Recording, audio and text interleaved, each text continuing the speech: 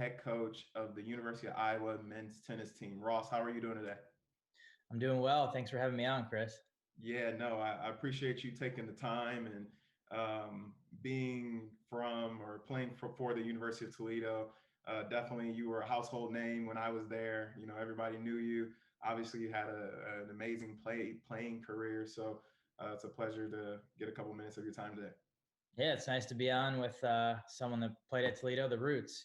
Back in the day. So I remember Midwest tournaments. I think I was a little older than you, but yeah, we go back. So Yeah, absolutely, absolutely. So before we get into the meat and potatoes, as I like to say, can you just give everyone a high level overview of your playing and an amazing coaching career? yeah, I obviously I'm from Toledo, Ohio. Grew up playing a lot of baseball. Didn't really start playing tennis till I was 7, 8 years old, and only played in the summer for the first couple of years. And by the time I got to eighth grade, I made the decision that I wanted to play tennis full time, and was coached by Mark Faber and Mark Willingham throughout the juniors, and then ended up at Ohio State. Played for Ty Tucker there. Had a really great experience there. We were Big Ten champions my senior year. We made some runs in the NCAA tournament a couple times. We were quarterfinalists. Met a lot of great friends there, and had some really good individual results, being an All-American and a couple national championships with my partner Scott Green.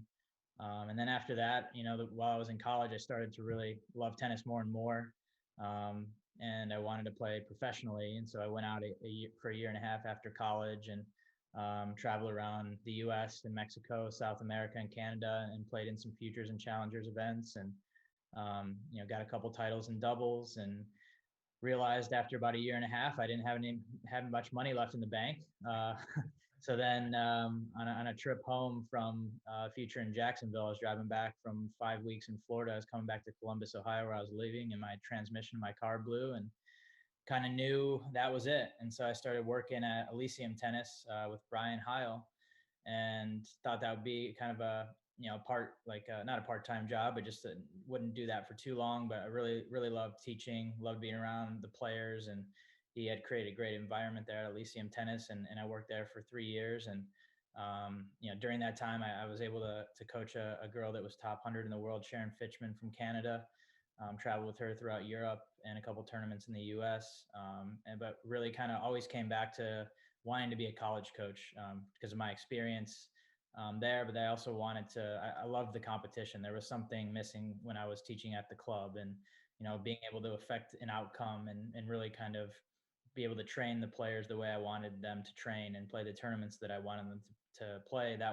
You could do that in college. And so I started off at Kenyon College as an assistant coach there for 2 years for the men and the women's team with Scott Tilkey. Scott was a great guy, really good mentor, learned a ton from him. During our second year, we made it to the NCAA finals on the men's side as a team. Lost a tough match, 5-4 to Emory in the finals. But awesome experience with those guys. And after 2 years at Kenyon, I went to the University of San Diego and worked for Brett Macy. And we had a great team out there, ranked in the top 40, made it to the second round of the NCAA tournament. And after that, I got an opportunity to come here to Iowa. Had known Coach Houghton for a really long time. He recruited me as a player. We stayed in touch. We'd always see each other at the Midwest Closed and in Kalamazoo. And then when his position was open, I reached out to him. Ty Tucker, my coach at Ohio State, was, you got to get back in the Big Ten. This would be a good opportunity for you. And so Coach Houghton hired me. And then a year later, I became the head coach. And we've had some pretty good success here. Last year, finishing at number 20 in the country. I've had a lot of really good players come through the program, and really kind of set the foundation and built it up to, I think, one of the top half programs in the Big Ten. Yeah, absolutely. And the funny thing, just listening to your background, you met a lot of household names, just from Mark Faber to Ty Tucker to the coaches along your way. I mean, you couldn't put together like a better resume of coaches to learn from and just learn the game of coaching. So that's amazing in itself. And obviously, you've done well as a coach because you've been able to progress through and where you've taken University of Iowa to is pretty amazing. Some of my best memories actually my favorite non-conference place to travel to play was the University of Iowa, Yeah. especially I think it was my senior year, junior year, but you guys have got the new facility maybe 15 years ago, something like that. Yeah. We're dating ourselves, but it was a while ago. But it's still beautiful, and I mean, it was just a great place to play, fun place to play. But more important, the guys and girls were both just stand up people, and I think that's the most important thing as well. No, absolutely. I mean, the one thing at Iowa that I thought was great, right when I first got here, I was reaching out to the alumni. I knew a lot of them from actually platform tennis tournaments in Chicago area and things like that. But, they were very welcoming, always willing to help. If we played Northwestern, I'd send out a message and we'd have, 50 guys out there cheering us on. And so, I built we had a really good network here from the former coach, Steve Houghton, who that was, one of his core values was, obviously he wanted guys to get a great education, have a great experience here, and they have lifelong relationships. And that's definitely something that he did. And so, obviously I was carrying that on, as well, because I think that's important. But it's been great, just to have that support from the alumni. Yeah, absolutely. I And, can only imagine. and then also you mentioned the coaches. I mean, it's just, I've been pretty fortunate. You mentioned those names of Mark Faber, Mark Willingham, Ty Tucker, Scott Tilkey, Brett Macy. I mean, those guys, had a really big effect on, how I coach today, and then why I do some of the things that I do. And I got to see, and they're all very different. I think that's the best thing that I got to see, four or five high level coaches do it differently, different personalities, different intensities. And I was, pretty blessed to have that. Yeah, absolutely. I couldn't agree more. And obviously, the world's kind of upside down right now with the pandemic. And I know you mentioned that you guys were, 20 in the nation, 12-2 on the year. I believe you guys were having a really good season, and then all of a sudden, just life as we know it in the sports world just took a pause. And even now, it's slow to come back. And I'm just curious, like, what is your coaching philosophy? During this time, just given the amount of uncertainty that stands around everything. I mean, I really think right now, you just got to be there for the guys. I think us getting back to our normal routine is best we can do. I think that's really important. As an athlete, as a coach, you're a creature of habit, and this is what these student athletes do is they play tennis and they go to school and they get to be around their team and they have that whole team dynamic, which is really important. And as a coach, your job is to be able to help those guys in any way that they need throughout the day. And so, the fact that we're able to practice every day, the fact that, we can be together as a group for, 3 hours and they can get back to normal routine as much as possible, I think is really important. Obviously, the tough news of us getting our program cut adds a couple different wrinkles into that situation as well. But I think it's, tennis is a game where, on a dime, you can lose the momentum. Something bad can happen. It's about how you respond. And so, we've been trying to have a lot of positive responses and trying to solve as many problems as we can when issues arise. Yeah, and on that note, I mean, um, again, some of my best experiences were playing at the University of Iowa. So when I saw that news, much like many people, I was shocked and just hoping for the best out there. And also did a little research and just understanding that I think there was about, as of 2 weeks ago, there's about 25 plus programs that have been cut. Walk me through, now that this is potentially the last season. Walk me through your team's mindset, your coaching mindset. Does it shift at all? Are you trying to make the best of it? What are you thinking as a coach? Yeah, obviously, when we heard the news, I mean, some guys had, we had a lot of guys from England on our team, and so they had flown over here middle of July and had to do a 2-week quarantine. They had been on a quarantine for 3 days, and then we all met in the practice gym with 3 other sports here at Iowa and found out that they'd been discontinuing our program. So I mean, to fly over, and go through that whole process of quarantining, and then 2 days later, you find out that your program is not going to be there after this season was, it was pretty disheartening for the team. And just kind of remembering sitting in that room with them, and we had, I was in tears. I mean, the guys were upset. You start really thinking about everything that you've put into this. As a coach for 8 years, you start thinking about all the great times, and I just, you don't really know what to say, but I just really started talking about the recruiting process of all of these guys and how I got to know them and their families and how they ended up here at Iowa, because they're all pretty unique. And so, we kind of talked a little bit about that for about an hour and a half, just kind of getting our feelings out. And a couple of days later, the guys came to me and said, we're all going to stay.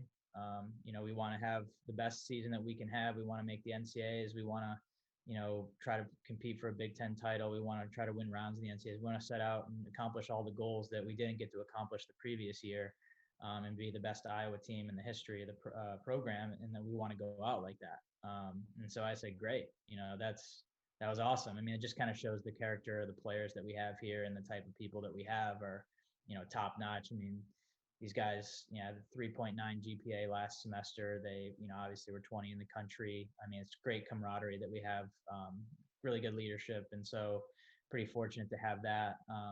But really, for me as a coach, I'm just here for these guys. We had this whole fall, guys trying to figure out what the next step for them was. Some guys are transferring to other schools.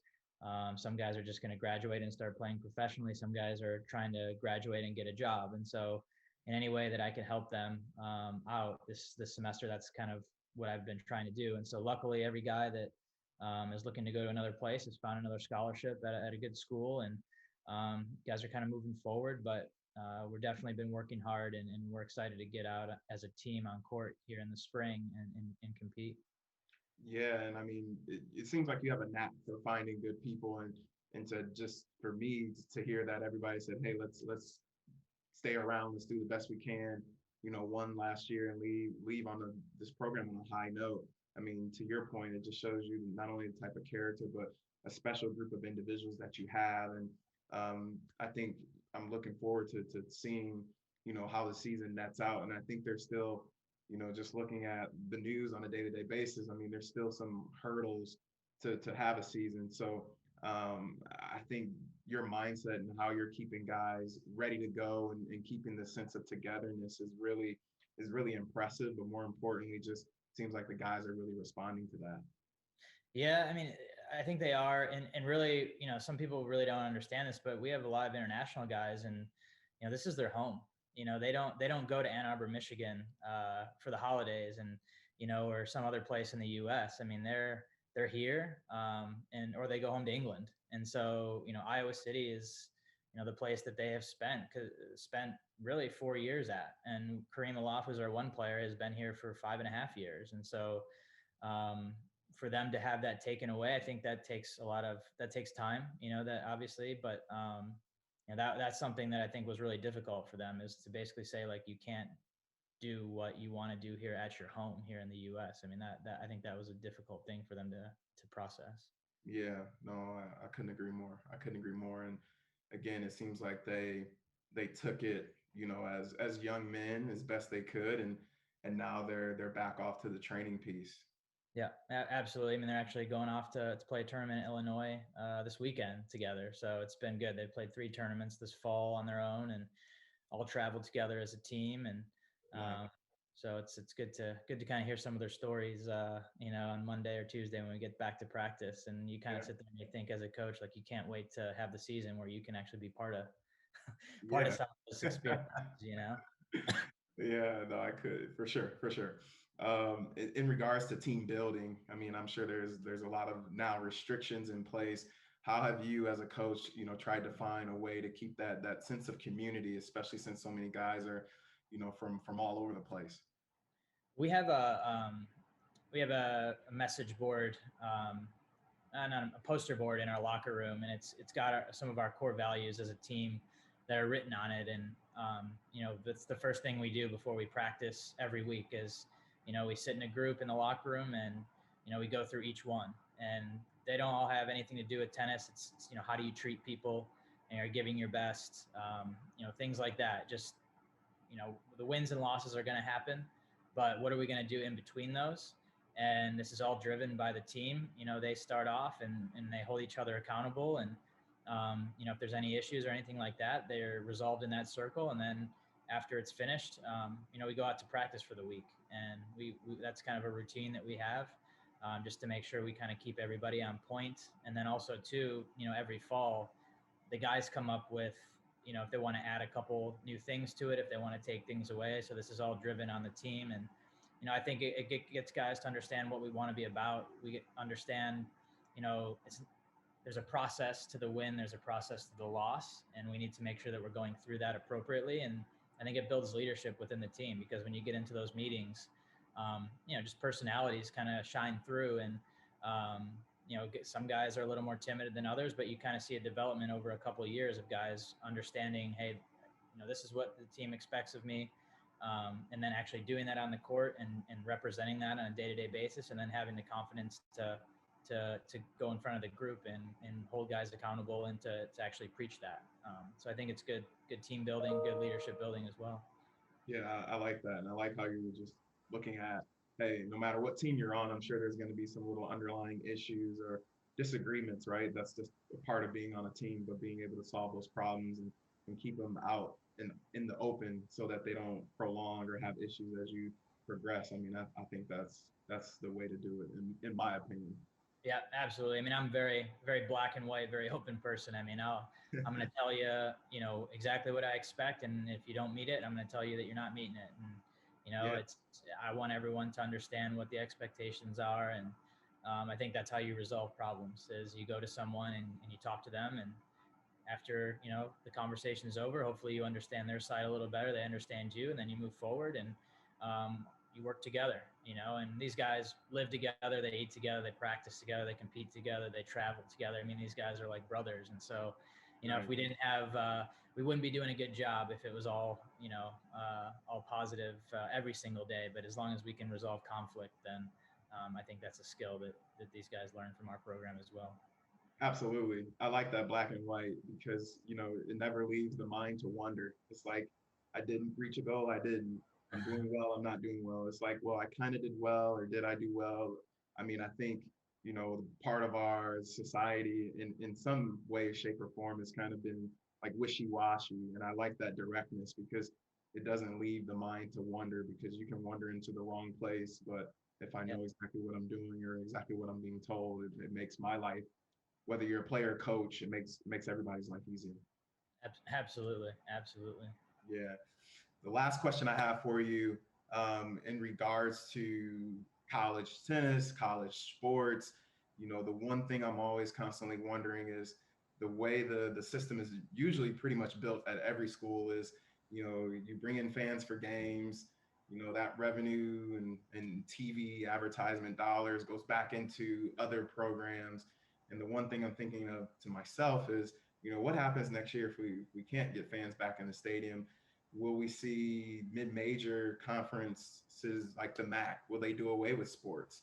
Like, will, Toledo not have sports anymore, like a Northern Illinois, or smaller schools with smaller budgets? I mean, what are your thoughts, just being a coach, on that in general, in the forefront of college tennis and college sports moving forward?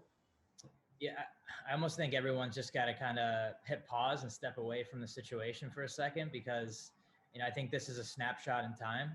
And I think we're going to get past this. I think that they're actively working on ways to be able to get people in the stands. I just read today the Golden State Warriors are figuring out a process to be able to get half the stadium full when they start playing basketball games indoors. And so I think we have enough information on COVID-19, and I think athletic directors and I think conference commissioners and the people that are in charge need to really understand that we can move forward with this and go forward and do it and come up with a plan, and maybe get a little bit more creative than they have been in some of the conferences moving forward. Because if not, it's not just going to be coaches and programs losing their jobs. It's going to be administrators, and that's not something they want. And so I think we all need to realize that there's a way to make this happen.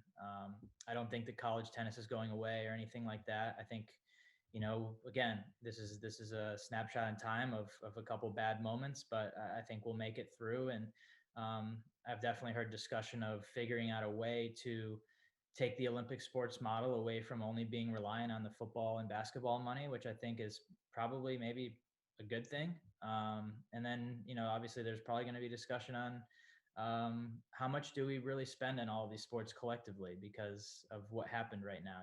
Do we need to save a little bit more? And things like that in athletic departments. So I think there's a lot of questions out there. I think that there's a lot of smart people that can be innovative, and I think that they'll work through it and get the answers. But again, I don't think college tennis is going away. I think college sports, when they do come back, they're going to come back bigger, than ever. I mean, being here in Iowa City, I mean, people are just besides themselves. They can't go to Hawkeye games and tailgate and all that. And so when we do get back, I think it'll come back, bigger and better than ever.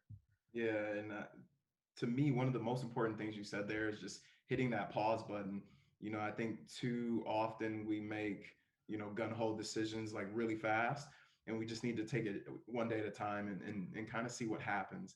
And I also saw the article on the Golden State Warriors, and that gets me excited because, so much of what we do as a culture is tied up in sports, no matter what your views are on the world or political views, whatever it is. Like, if you like Iowa and I like Iowa, we're going to come together. So sports is, well, I look at sports as that connectivity piece. So not just me, there's many people missing, just being, like you said, the tailgating of a football game or coming to the tennis match or whatever it may be on a Sunday afternoon with your family. There's a lot of people missing that right now. So to your point, I think, I just hope a bunch of us don't make hasty decisions and we take it a day at a time. And to your point, I think when it comes back, it's going to come back in full force and it's going to be really special. Yeah, I mean, I agree. It just, again, I mean, if people want to come together, sports is a big part of our culture here in the U.S. Usually when you meet someone, one of the first 3 or 4 questions that you ask them is, where'd you go to school? Right. And if someone went to a Big Ten school, or in your case, I grew up where you went to school, there's an instant connection there. And so I think we need to get back to it as soon as possible. And because it's a big piece of who we are. Yeah, absolutely. Well, that was my last question, my friend. For anybody who will see this, where can they follow the University of Iowa's men's tennis team? Instagram, Yep. Twitter, what do you got? Yeah, we're on Facebook. You can just search University of Iowa Men's Tennis. We've got Instagram, which our assistant coach, Lloyd Bruce Burgess, keeps up with some pretty cool videos. And we've got Twitter as well. So our communication staff usually does a really good job of keeping us updated and get some cool graphics and videos up there. So hopefully people follow us in our final season here. Yeah, absolutely. Final big season. I look Absolutely. forward to personally, not only I still follow college tennis as though I stopped playing like 2 years ago, but I look forward to following you guys and seeing where you net out, just with you leading the charge as well as your team and assistant coach, everybody and the family you've created. I think it's going to be in for one of your best seasons to come ever. We think so too, man. Yeah, absolutely. Well, again, thanks for the time. I look forward to following you guys and connecting in the future. Awesome. Appreciate it, Chris, and appreciate everything you're doing for tennis and especially college tennis. Thanks, Ross.